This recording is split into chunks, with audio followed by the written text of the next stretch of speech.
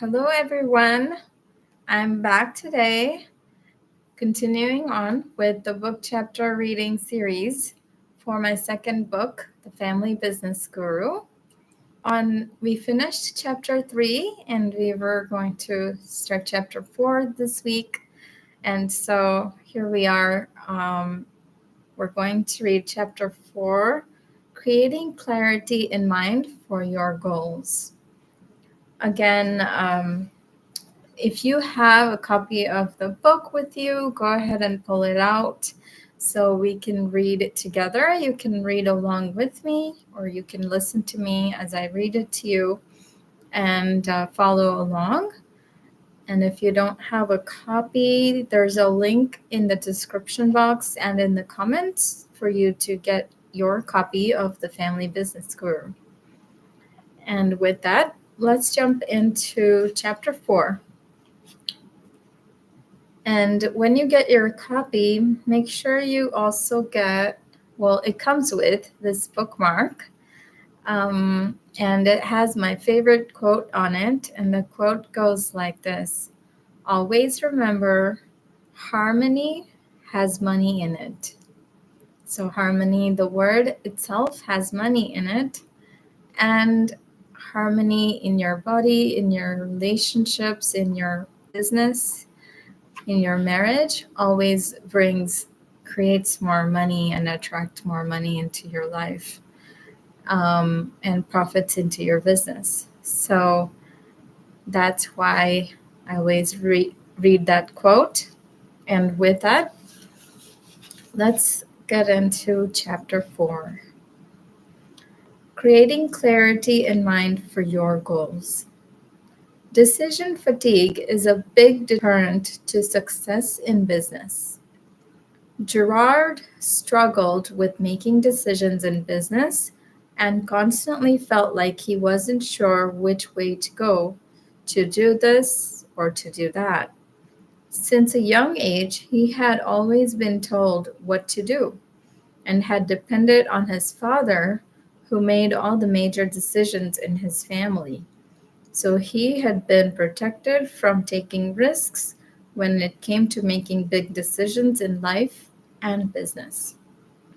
Later on, when Gerard didn't have anyone to tell him what decision he should make, and when nobody dictated the decisions to him, he got confused about the direction ahead and felt extremely lonely and vulnerable. The loneliness he felt was a sign that he didn't have a way to tap into the most powerful source from within when it came to steering the direction of his life and creating progress in his business. If you are feeling like Gerard, there are a few important and different points you need to be aware of and understand. Overcoming decision fatigue. Firstly, decision making comes with its inherent risks. It is risky to make decisions because once you decide on something, you are stepping into the unknown and will need to face the consequences of your decisions, whatever they may be. Another thing to understand is that every decision in life and in business has its benefits and consequences. These can be thought of as pros and cons. The benefits are the pros that usually attract you toward making that particular decision, and the consequences are the cons that usually stop you and deter you from it. If you are unable to accept that every choice you make comes with both these sides of the coin, the pros and the cons, then you're going to have a very tough time making a decision and creating progress. However, once you understand this simple fact, you can become a master at making decisions, no matter how big and scary they may seem to you in the beginning. So, for example, let's say that you need to decide what to have for dinner today. The two options are Italian or Thai. If you choose Italian, the pros are that the restaurant is close by and the food will be mildly spicy if that's your taste.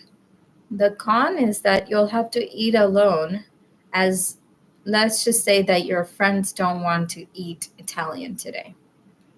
If you choose Thai, the pros are that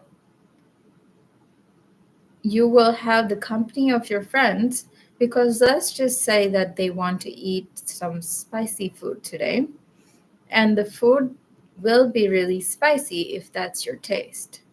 The con will be that the restaurant will be further away from you for all of you to get to. Now you can see how both options have their pros and cons. Just understanding and acknowledging that there are pros and cons to both and accepting these facts can give you a huge boost in your decision making skills and abilities. This is because when you resist the cons of each option, it keeps you from benefiting from the pros of that option as well. And you keep oscillating between the two options like a ping pong ball in this case. Now, for your dinner situation, you can decide if you want to go to the closer restaurant and eat by yourself or go to the one further and eat in the company of your friends. When you can accept that there is magic in accepting all the facts, you can get beyond the ping pong effect and truly evaluate the options wisely. So, now let's take a business example. You need to decide whether to hire a new team member, an assistant, to help you take some of the tasks off your plate. So, the options are to hire or not to hire. If you hire an assistant, onboard and train him or her well, the pro is that you will have freed up your time to do other high value tasks in your business. The con is that you now have an additional responsibility to manage, lead, and provide for this new team member. If you don't hire the assistant, the pro is that you have more flexibility and less managerial responsibility. And the con is that you now have to do all the tasks yourself. So this could slow down and limit your growth activities for the business. Having clarity about your big picture priorities and your long term vision, key intentions, and goals broken down into quarterly rocks is going to be key for this next step. The clearer you are on your values and your overall direction in your life and business, the easier it'll become for you to make your decisions on a daily, weekly, and monthly basis. You will need to weigh the pros and cons and see which options' pros outweigh their cons. So imagine a scale in your mind and evaluate each one of the options at a time.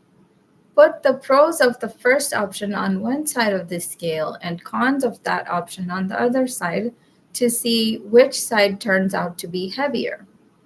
If the side with the pros weighs more than the side with the cons, this indicates that the first option may be a good option for you to choose. Next, take the second option and weigh the pros and cons of that option on the scale and in a similar way.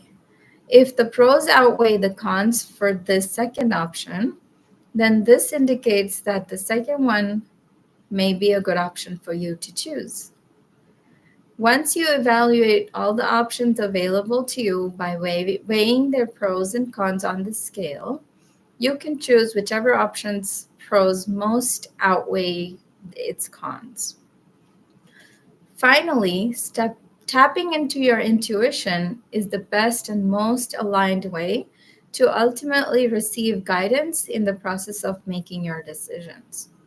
When you tap into divine guidance, which you have access to 24 by 7 by 365 days, and which is available to you at no additional cost, you will make the most headway in confidently making decisions in your business.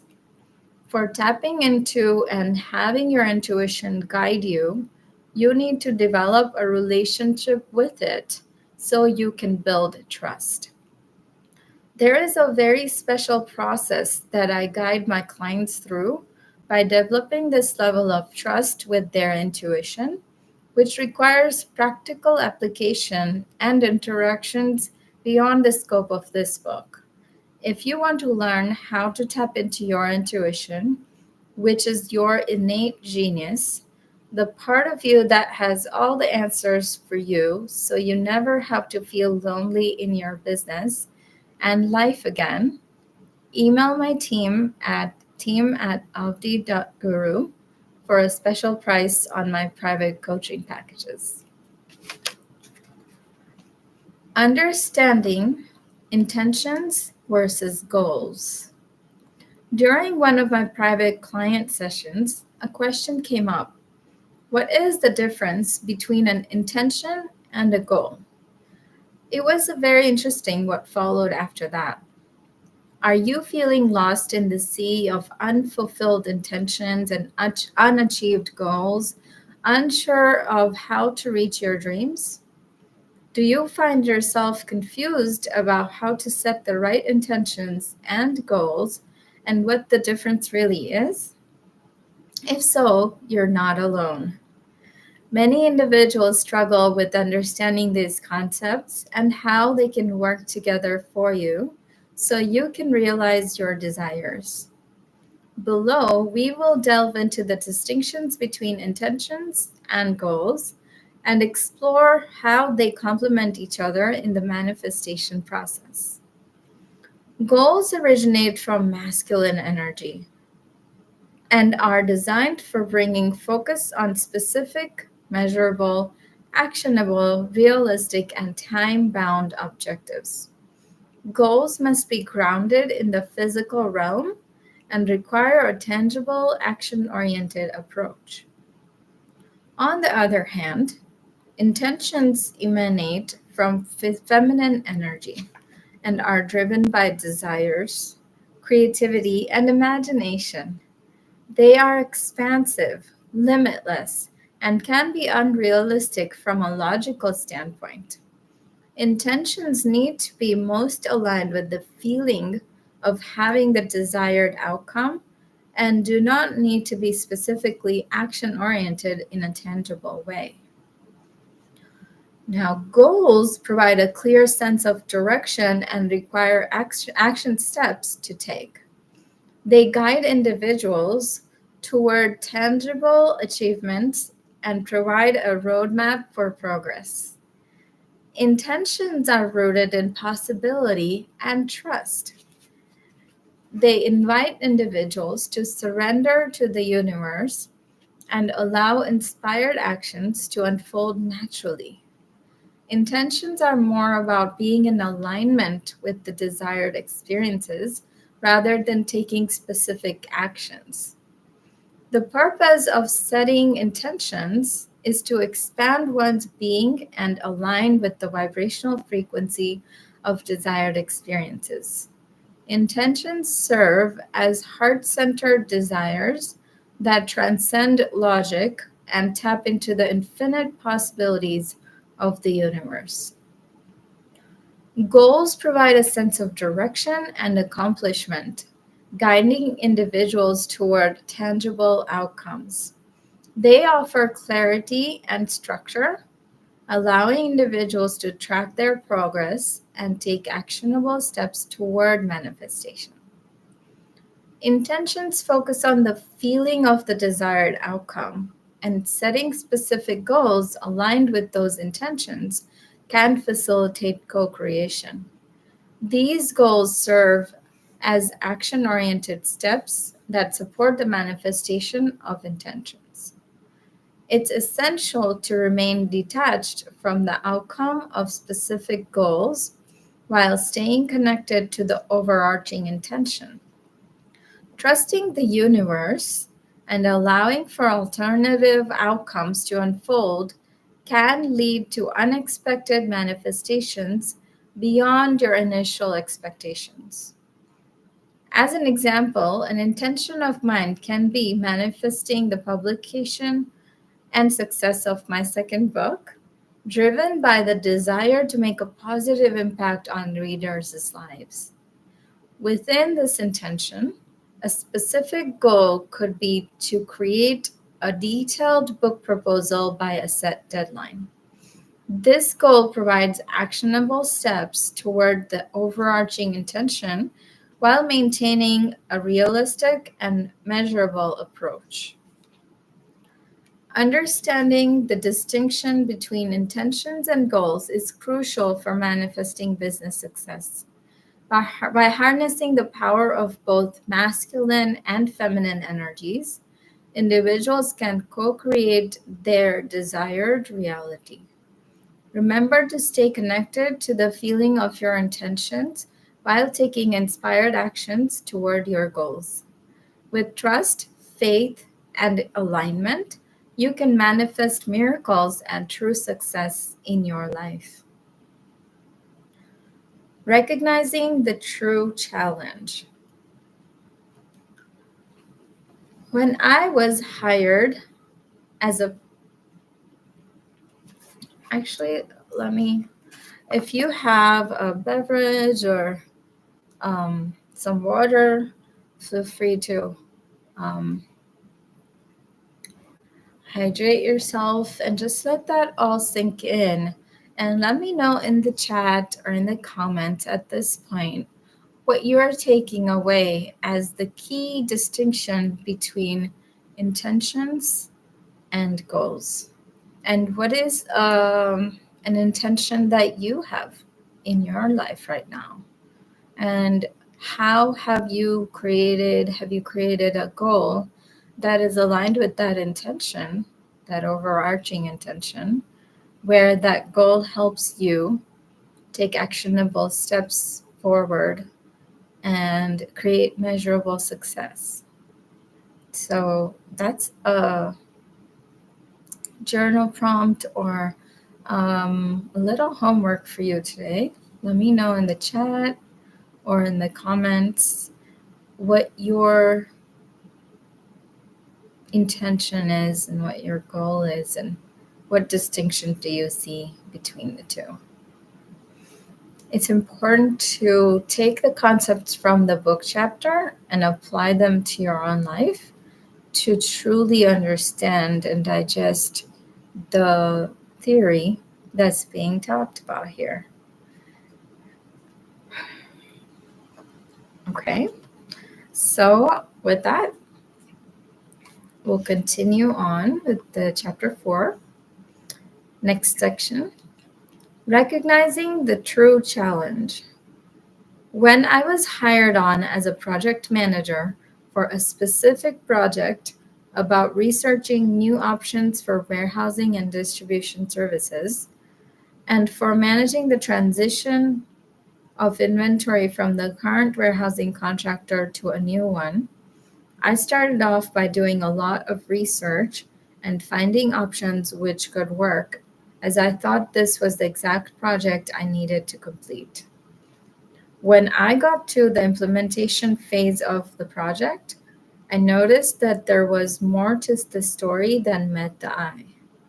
Actually, there were a lot of factors of the business which needed to be addressed, and this required a full upgrade in all areas of the business's operations.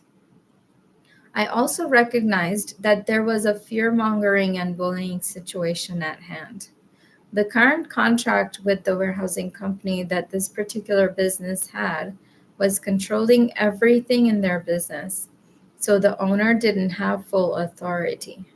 The vendors of this business were underperforming and overcharging for their services. This was causing issues in the family business between the business partners and led to indecision and constant fear of loss in the owner's mind. Once I could see this picture very clearly, I realized that the project of switching warehouses was not the main thing that needed to be done. I started to look at the full picture, and we opened up the entire contract that this business had with their contractors, which included warehousing services and all other services like bookkeeping and accounting, HR management, marketing and sales, customer service, legal recommendations, etc. Taking control of the business's finances, I recognized that the biggest obstacle in the way was that the business's bank accounts were controlled through a contractor, where the family business did not directly have ownership over its own bank accounts. As soon as I learned this, I decided to speak with the owner and see if he could bring in another family member who could be trusted to help with the migration of the business's bank account. The owner was able to bring a close family member in to take full control and independent responsibility over the company's bookkeeping and accounting system. Separate bank accounts were created, and the owner took full financial control over the company's cash flow. We also set up the company's bookkeeping and accounting through a new software, and the company hired an independent staff accountant to do the company's bookkeeping going forward. This way, they first took full control of the company's finances, and this in itself was a huge project, and once completed successfully was a huge win. Next, we started taking control over the other areas of the business in the order of priorities. The next one was sales and employee management. We hired a high-level executive to fully take charge over sales and customer relations while also managing the current sales team. And this was another bold move that helped the owner get full control over the company's revenue stream. We had already started to look at all the company's expenses, fixed and variable, and trim down any expenses that were destructive or excessive and non-productive so that the cash flow could start to turn around.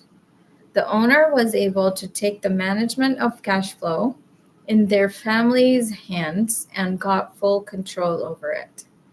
In this way, the company's contract was updated and the costs of services were reduced by over 50%.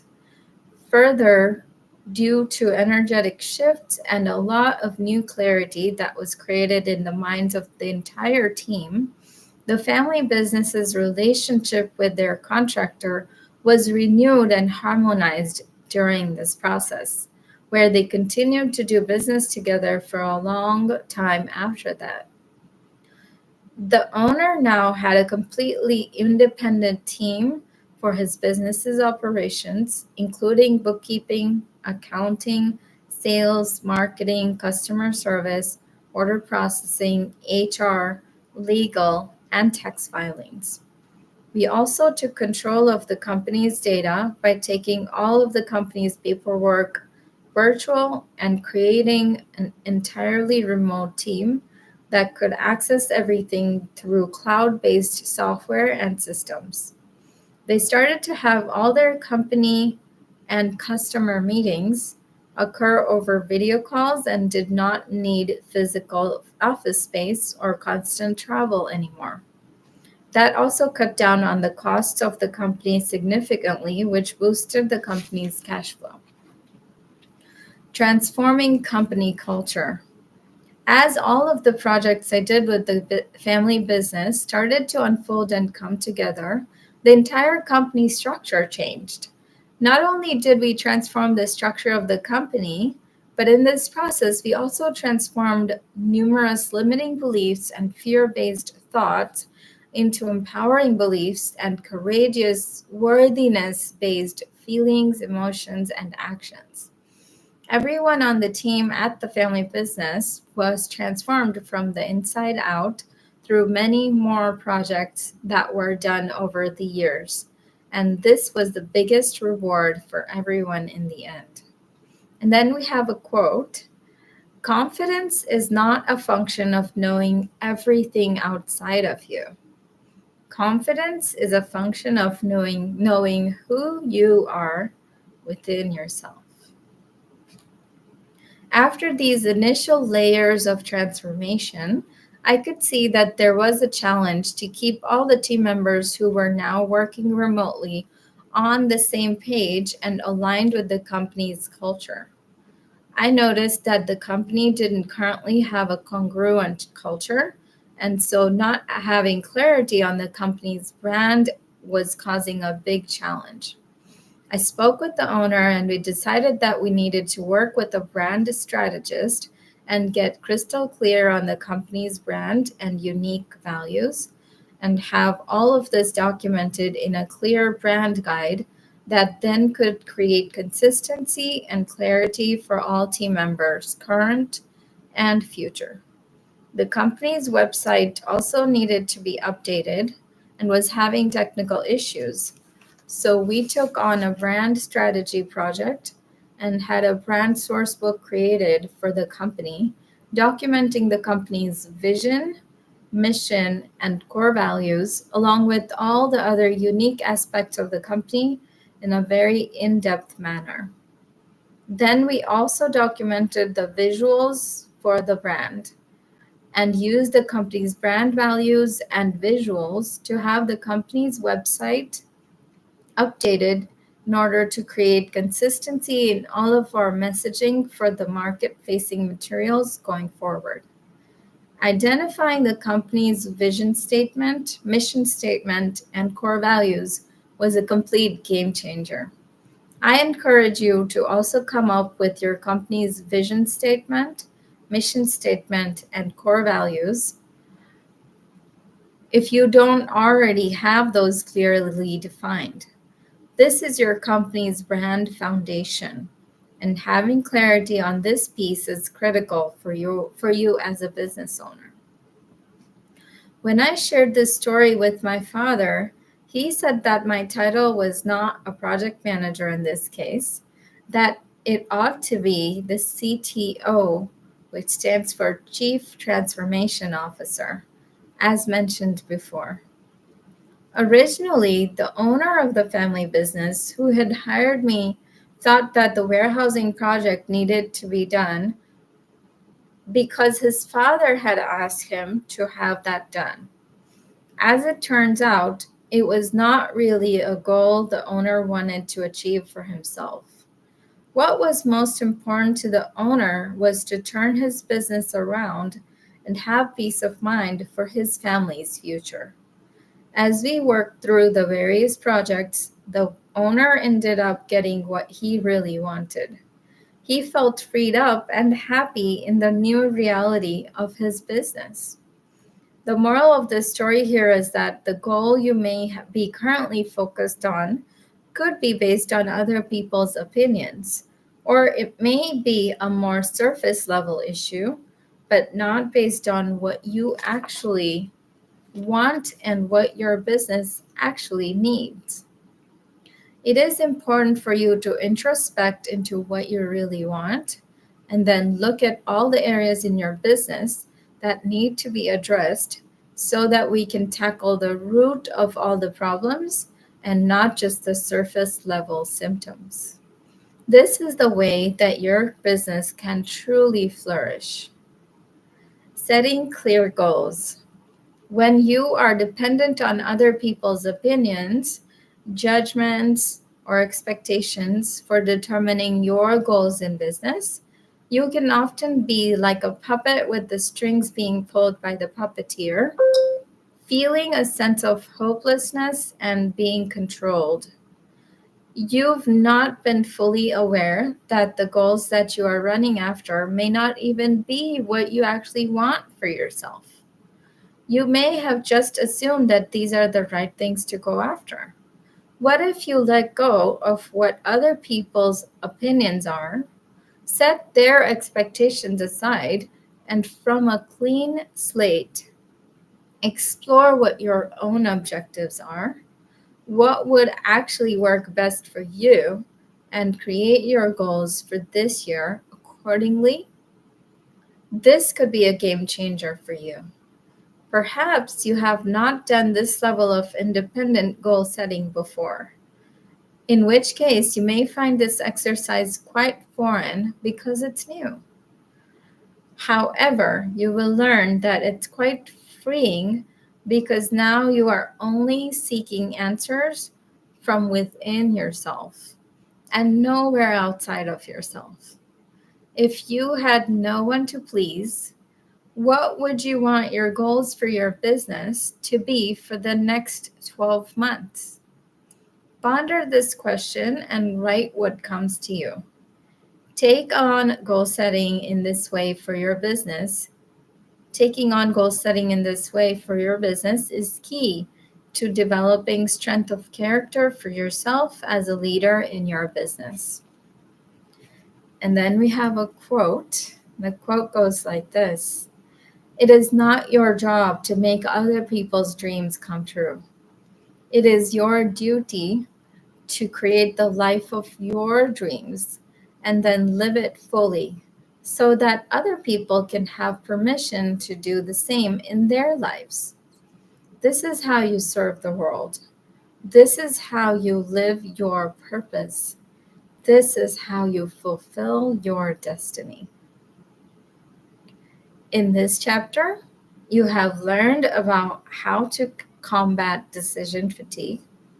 You have also learned the crucial distinction between intentions and goals, understanding how they operate in tandem to manifest desires.